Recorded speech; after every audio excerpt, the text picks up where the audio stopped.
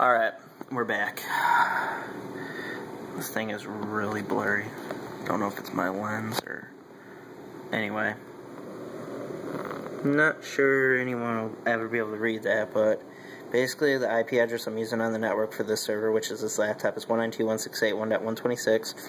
Just using a standard Class C network, and I have no gateway because this is just a test machine. It's not going on the internet. It should never go out the internet for any reason, actually, unless you had the server on the other end of another network.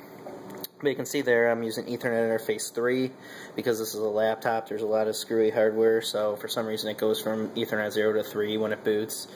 It just has to do with the live distribution. Everything's kind of goofy in the live distribution. So I'm going to go ahead and save that VI for your VI fans there.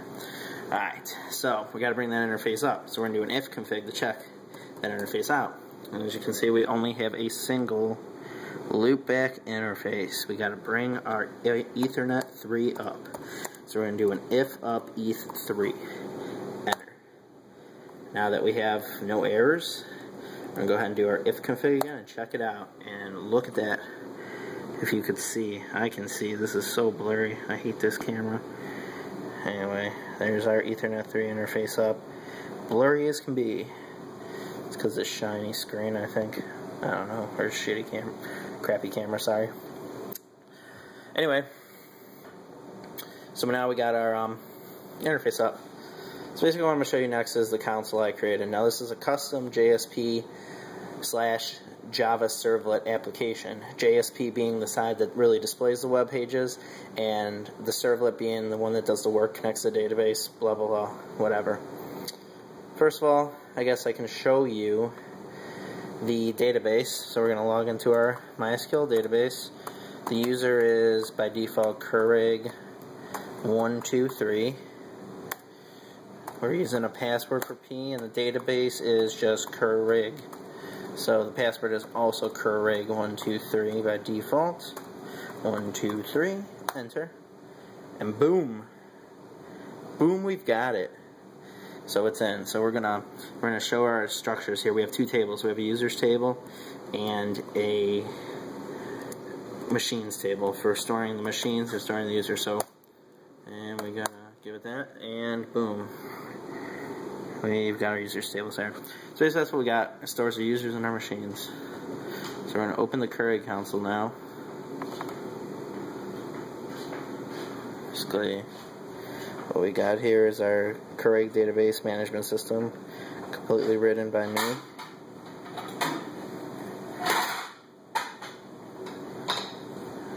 It's a web interface. What we got here at the top is where we can search by user IDs, which is basically that number on the back of the card. Search by first name and last name. And we got down here where we can add a user in. We got down here where we could search machines. So I'm going to go ahead and show you searching username with nothing. So it's basically going to bring back all the results we have in the table. And it brings up everybody we have in the table. So I'll click on me, that's my user ID. And it brings up and shows me how many credits I have, my name, the user ID. So then I could go in and modify myself and give myself some more credits if I want. Now this is supposed to be used for a backend for, say, customer support or what have you. There we go. Numlock was not on. And there you go. So I give myself 999 credits, and boom, got 999 credits on. This is, like I said, for the help desk or whoever. This would be internal app, definitely not an external app. Now I'm going to go ahead and show you the machines page, and this is the part that I'm really kind of proud of. So you could search by machine ID or location, but again, if you submit it blank, it'll just bring back everything. And I only have 3 machines in there, and obviously I only have 1 machine. So anyway, I'm going to search. As you can see here, we've got, or maybe you can see, we've got our 3 machines. ENV01 is the one I'm using. There's a location description, and we got the credit cost, which is 20 credits to run this machine to get a cup of coffee. And over here we have our green and red lights. Basically what this means is when you load the page, it tries to contact the machine and see if it's online. A green light indicates that the machine is not online. green light indicates that the machine is online, and a red light indicates that it is not. It basically does this through a TCP7 request, which is basically similar to an ICMP ping, but Java does not have the ability to do ping, so I actually have a separate server running on the Arduino just to reply to these requests. So I mean, I'm going to go ahead here, and I'm going to actually demonstrate this. So we got a green light because we're plugged in. I'm going to go ahead. Yellow cable over here is our machine. Disconnect our machine. I'm going to go back, and we're going to search again. Boom. And we come up with a red light. Of course, because the machine is disconnected now. So we're going to plug our machine back in so we can get back up online. I'll probably have to reboot the machine. But this is the custom console. Completely written by yours truly. Alright, so now we're going to get down to the operation of the machine. Shall we? We shall. So, we're going to grab our cards here. We've got 2 users who have enough credit, and 1 unlucky user who has drank all his coffee, and we're going to figure out who. So we got our machine here, we got our machine plugged in, and we are welcome, which means the machine is online. So we're going to go ahead. We're going to start out with John Dosen. So I'm going to take the credit card, magnetic stripe down, as so, place it in the reader, and if I'm lucky, swipe. It's going to check with the server, and it came out credit OK in his ID.